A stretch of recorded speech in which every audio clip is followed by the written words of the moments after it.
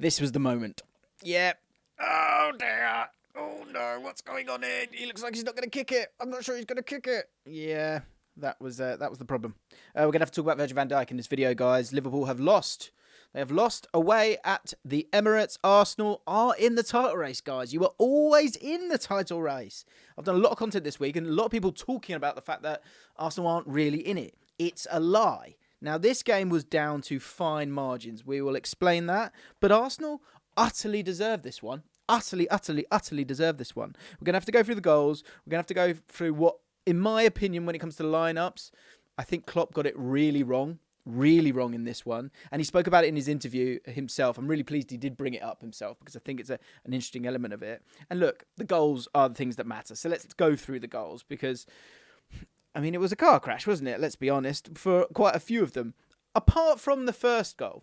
And this is where I want to talk about some big-time players for Arsenal that in these big games moving forward are players that actually in the games against the lesser sides, when you've got the ball, when you can utterly dominate, these might not be the kind of players for you. But in a game like this, when you want to safeguard the centre of the pitch, when it's about being really, really smart, players like Havertz, and also teams that will play a high line as well, when you play against those teams, players like Havertz and players like Jorginho are absolutely crucial, and Odegaard as well. I don't know if you guys around the world were able to watch it in the same mode that I was, but you're able to watch the whole game properly, and it was absolutely fantastic. And the first goal is a great example of what they did brilliantly, but it's also an example of the vulnerability that Virgil van Dijk has to play within, and the risks that he consistently takes.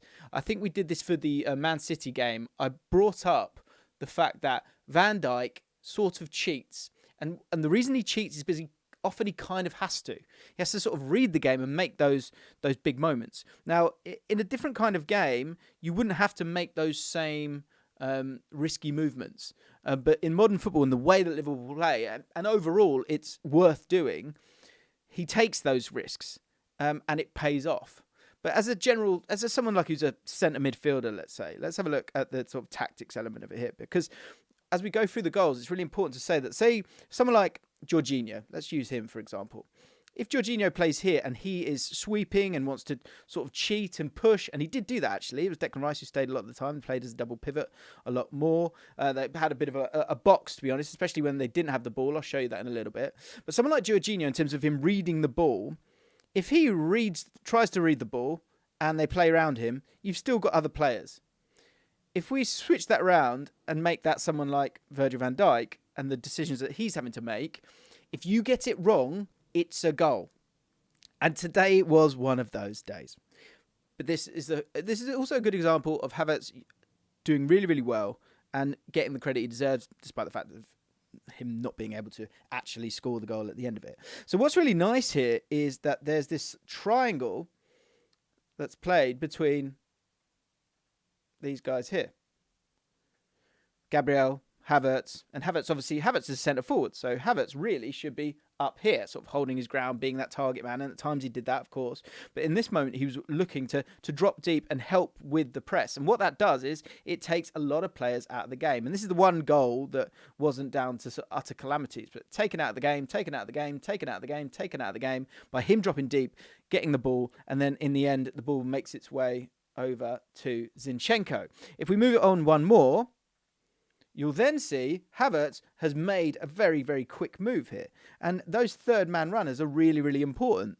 You can see Zinchenko here. And the important thing with all of this is this man here. Odegaard, throughout the game, was constantly free. And he was constantly, utterly fantastic for the team. Be it in terms of out of possession and the press, I thought he was superb. But also just stepping into the other side of the pitch. And actually the side of the pitch that he's probably not used to being involved in. Or you wouldn't think that he is involved in it as much as he is. Because you generally would consider him a player who's normally in this area here. But by coming and getting involved, first of all, the centre of the pitch is safe. In terms of Jorginho and Rice in this one. But he is able to take out players and leave space in behind. But it doesn't happen if you don't have a third-man runner. And also Saka, who you'll see in a second, is really important in this first goal. So Havertz drops deep. They get through the press. Zinchenko is looking for Martinelli. But I think one thing that is a problem for Liverpool when they play sorry, a problem for Arsenal, for Liverpool when they play Arsenal is Martinelli. They can't handle him, and ultimately he's always living in their minds rent-free. And the important thing to say here is that everyone's focusing about Konaté here, and no one's really concerned with Kai Havertz. Even Trent himself, Trent's thinking, if I stay up and stay pressed, as long as I keep the ball away from Martinelli, who's obviously here, then I've done my job. But Odegaard brilliantly comes and gets involved. And by getting involved, but also, as I say, importantly, Havertz making that run, he's then able to make a fantastic pass. But the person that has to take a massive risk and is therefore going to have to be a bit of the fall guy is Virgil van Dijk. And you can see from his body language here. Virgil van Dijk has a decision to make. And again, if we go watch that video, the Man City video, he has a decision to either hold the line up or stay in line, basically, or jump into Odegaard because he's seen him in that space. Now, it kind of goes against the idea of what Klopp wants to do with his team, is that they want to be on the front foot and they want to press high. But I think with someone like Virgil van Dijk, I think he's made the wrong decision here, totally, when there's so much space. And again, importantly, that third man runner of Kai Havertz. We move it on one more. He's made that move towards Odegaard. Great. I mean, it's really, really smart, ingenious play from Odegaard. And importantly, again, you can't see him on screen here, but Saka is keeping it really, really wide. He's underneath me. So because you can't see him, what that means is that you've got Gomez here and Konaté, who's concerned about Martinelli, and this huge gap for Havertz to get into. And Van Dijk he's got to read that. He's got to play the percentages. For someone who does take risks, he's got to take he's got to play safe there. Has to play safe there. And he doesn't. And so if we move it on, you can see it's too late by this point. But it's down to Havertz's good play. Now, Havertz goes through, and as you can see Saka there now. And that's why Gomez can't get tighter and can't help out Van Dijk. And again, another reason why Van Dijk has to wait. He has to stay. And I don't know what he was doing there. Of all the mistakes he makes, and we're going to go through the other goals, this is the worst one, in my opinion. Because if he stands still and stays there, Havertz is not going to outrun him. And as a team, they've still got, 40 yards to sort of work with if it doesn't happen. But it did. Havertz should have scored himself. But Havertz was a real threat throughout the game. I thought it was really, really impressive. We'll come back to Virgil van Dijk's problems, but Saliba had a stinker as well for one of the goals. And it's interesting, for these two goals, both involving the goalkeepers, I think for this one, it's not on David Raya, but for the next one, it is on Allison. That's just my opinion. Feel free to disagree with that. I think the important thing to say with Saliba's goal is that, first of all, you've got a header here. Go and win your header. It's Luis Diaz. You should be winning that. And I think that's one where this is the top of the top here. So at this level, you can't make those kind of mistakes, and you certainly can't compound it by making another mistake. And there's an element here of being a little bit too clever, a little bit too cute at certain times, and that's why the comparisons with Saliba and Van Dijk are always there. If we move it on, you can see that's the first mistake. The second mistake, I think, look, I screenshotted it here on purpose because from this point, there's absolutely no excuse for this to become a goal because you've got your arm out, you've dealt with it by this point, get rid of it. And again, in your own penalty area, I think it's on you to make the decision. I think it's on him to get it done, get rid of it, get to half-time, especially that as well. Look at that. Get to half-time and you're sorted. The second goal for Arsenal, actually Arteta deserves some credit here because what people won't have noticed, and of course Martinelli goes and gets that goal, but what is his starting position? Now, you would have thought throughout the game that this is Kai Havertz, and this will be Martinelli. Wrong. He had made that change. And I think this is once Gomez had gone from playing the left back to the right back, he thought, okay, Martinelli's not going to get the free rein that he had previously. You've got to get through Gomez and then you've got to get through Konaté. How can you hurt this team the most? And so they thought maybe be that little bit more direct. And so this is totally telegraphed. He's made that run. He's already on his bike before the pass is made. So it's a ball in the air to try and make it a bit difficult for them. And as we know, what happens. As we see from that original screenshot, I think the important thing to say with the second one is that, for me, it's Alisson's fault. I don't think the second one is Virgil van Dijk's fault. But once again, there's a moment there where he can get across if he wants to, and he doesn't. And I think that's got to be the frustration. And this is what I'm going to come back to when it comes to Virgil van Dijk's performance in this game, is that he takes risks. He takes risks. And that's a huge... When it's just you and Konaté, and you're going to play the way that you're going to play, I think sometimes there are games where you can try this stuff, and there's games where you shouldn't. And I think when you're facing your own goal, that's the moment. You know, I think when the ball's high up and you've got to deal with things, then fine. But when you have your back to goal, in particular, look, he has a very clear look to Allison. They've been playing together for years and years and years, and Allison can see everything. So once that very clear bit of body language from Virgil van Dijk goes to Allison, Allison has to clear this one. This one is on Allison. But if you wind back a little bit before that, could Van Dijk have just cleared it? Of course he could. Of course he could. So it's one where it's like, I'm not saying Virgil van Dijk's bad. You know, I recently said that like he is back to his best. But he's playing within a system where he will always, always, always be taking risks. And the third goal is another example of that. Before I get into that, one thing, we're doing Twitter Spaces on the JLA FC Twitter account. So if you want to be a part of it and a part of the conversation, especially for games like this, the guys are doing one right now. Well, in a second, basically. I'm going to go check it out in a sec. So make sure you check that out. Thirdly, I think there's a reason why this looks worse for Virgil van Dijk today specifically. Going forward, Liverpool are normally so strong. And Arsenal fans, stay with me here, guys, because we're going to talk about how brilliant you guys were defensively.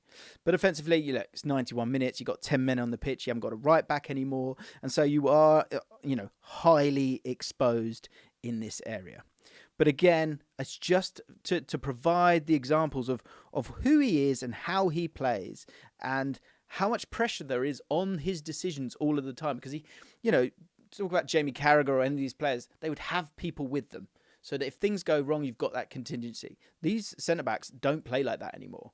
And so with this one, obviously, the reason all this happens is because you've got Harvey Elliott there. That shouldn't be happening, but it is what it is, and Trossard does brilliantly. If we move it on one, what I think is really interesting is this look.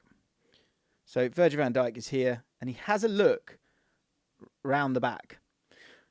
But if we have a look at that look, and again, I think he is taking risks, but he's very much alone here. You've got Robertson over there. His centre-back partnership is now Thiago, it would seem. He's not involved, obviously. He's still making his way back, McAllister. So when he sees the Arsenal player here, I think what he's thinking is, don't allow for a cutback. Do not allow for a cutback. So he needs to time his run accordingly in terms of going across, because he's the guy who's got to get across there. And actually, if you watch him run, what he does is sort of starts a gallop, then slows it down and kind of gets in line with Van Dijk. And again, he plays chicken. He plays percentages. And there's huge amounts of bad luck in this. But the reason that he's now thinking, all I need to stop is this cutback. This cutback here. So he trusts Allison from that point of view. But, again, playing percentages, right? So he makes his way across. He's in line with him. And then the time that he does get the block off, Trossard is here. So again, is it something that is necessary? Could he have just galloped along and got it sorted? Is he struggling by being left vulnerable by the players around him? Are we expecting too much from him? I think it's a fair point as well. Yes. I think the answer for all of these things, right? It's grey. It's not black and white. But the risk you're taking here is that because of everything that's gone on here, and you're 2-1 down, I get it, he is dicing with death. And so when you're dicing with death and you get a bit of bad luck, you die. The reason it looks worse is because Liverpool offered absolutely nothing going forward. That was down to two things. One, the lineup, but two, it was down to Arsenal's defensive approach, which was absolutely fantastic. They've been really impressive in those big games, especially through the centre of the pitch. And this is a great example of it. And what they did was they kind of played a 4-4-2 out of possession. Odegaard was absolutely brilliant, but the main focus here was stopping all of the passing lanes to Virgil van Dijk and to Konaté at times as well. So they could go side to side, but as you can see here, there's no way through at any time. Havertz dropping in with Odegaard. Odegaard starting the press time and again. And again, I thought his sort of vision, both defensively and offensively, was absolutely fantastic in terms of going around and sort of not putting out fires, but kind of solving problems with his brain, like just super smart stuff. But the same came from Jorginho as well, who I thought was superb, and you can see him barking orders in this screenshot. And defensively, they just look so sound, so sound throughout the game, and that was a big reason why they were able to do it. And again, this is as it shifts across, you can see that 4-4-2. Okay, that's that pass that can come out here. But they're safe. Saka's making his way. Ben White is already on his way there as well. Every single channel and passing lane is utterly sort of stopped.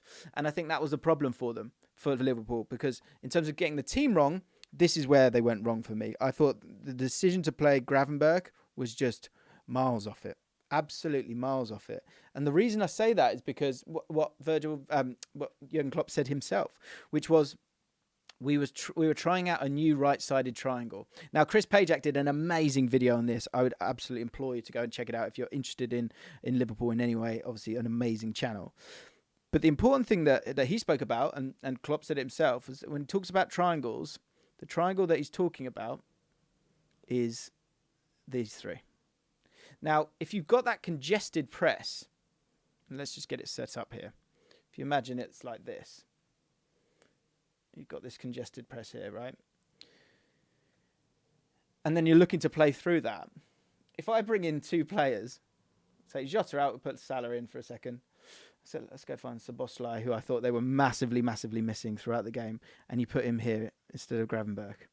That is a much better team. That's where having players like Szoboszlai, like Salah, who can get on the ball and turn or come out wide and be comfortable with the ball as well, to sort of, displace the opposition defensively. So that's one thing that obviously Klopp hasn't got Salah, and Szoboszlai is supposedly injured. But to bring in Gravenberch doesn't want to be there. He doesn't want to be in these half spaces. He's just not that kind of player. I think, we did a video about him and Alonso. I think him in a deeper position driving, I see it. I think it can work. But in a game like this, it had to be Harvey Elliott for me. Had to be Harvey Elliott. And they looked to eradicate in the second half so that McAllister wasn't totally on his own, and Jones came and got involved. Where's Jones? I haven't got him in there. There we go.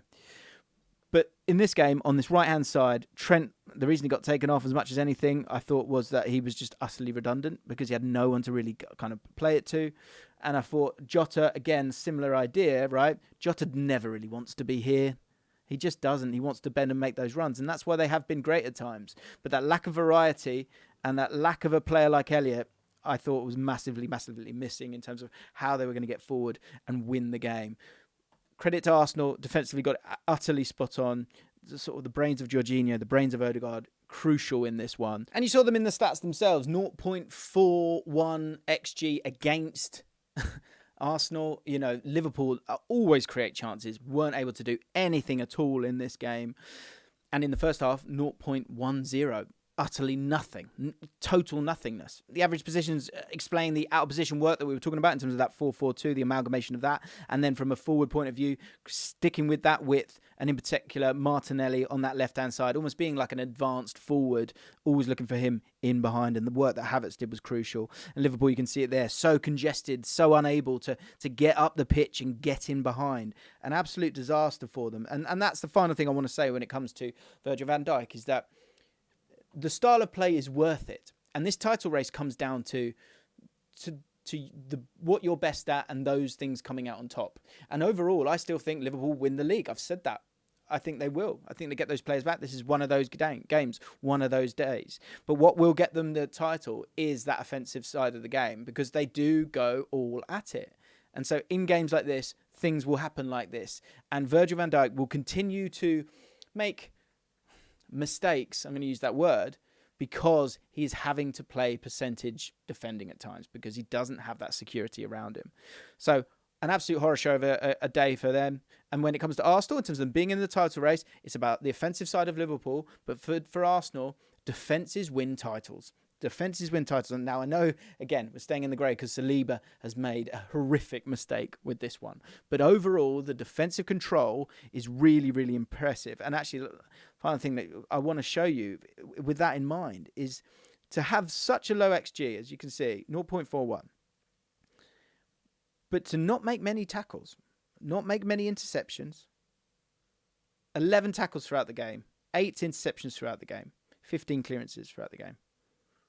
There's not a lot of effort going in there, so it's down to smart defending. Great day for Arsenal. Huge day for Arsenal. Good day for the Premier League in terms of the title race. Bad day for Virgil van Dijk and for Liverpool.